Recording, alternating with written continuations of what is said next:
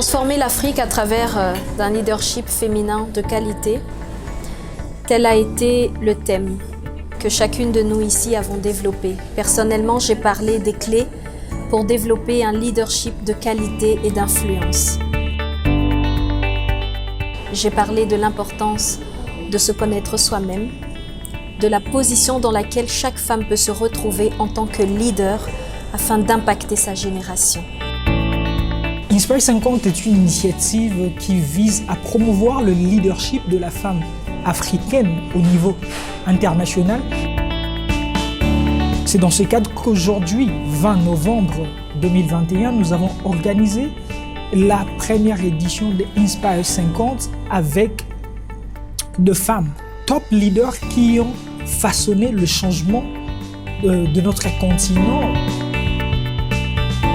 Et nous nous battons au quotidien pour non seulement aider les femmes à aller de l'avant, nous soutenir mutuellement dans nos communautés, mais aussi reconnaître celles qui se sont démarquées parmi nous. Et ceci, nous le ferons chaque année. L'objectif, c'est d'avoir 50 femmes. Mais ensemble, nous avons commencé cette révolution de la femme. C'était la conséquence de Beijing. Beijing 95, nous sommes rentrés boostés. On a compris que la femme avait vraiment un rôle à jouer dans notre société et même au-delà de notre société. Nous devons être soudés. Nous devons apprendre à reconnaître les mérites des unes et des autres, à nous respecter. Et je pense qu'à ce moment-là, nous aurons vraiment un leadership de qualité et que nous allons vaincre les obstacles. Selon certaines études, les disparités liées au genre apparaissent dès le niveau préscolaire, mais elles s'exacerbent à partir du secondaire au moment du choix de spécialisation.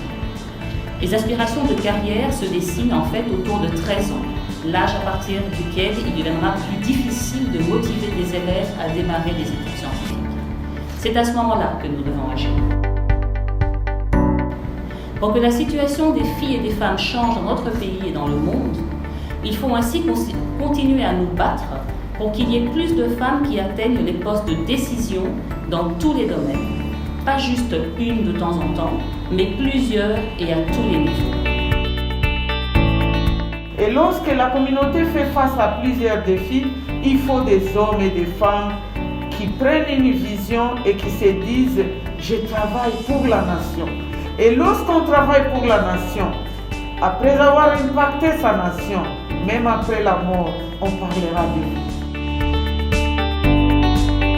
Découvrir qui l'on est, c'est aussi parvenir à contrôler les circonstances qui nous arrivent. Je parle ici de la résilience, mesdames. Être en capacité de développer une résilience. Faire des échecs, des situations qui vous arrivent comme étant une école. Que ce soit en RDC ou au niveau africain, le leadership féminin avance. Il ne peut réussir que si tout le monde est intégré dans ce mouvement. Un arbre ne mangera jamais ses propres fruits. Ce sont les gens qui sont attirés par ces fruits et s'approchent de cet arbre.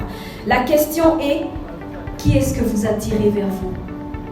Quelle est l'image que vous donnez de votre personne et quel est l'héritage que nous réservons à la future génération? Nous voulons que la femme soit la voix, mais pas juste un écho.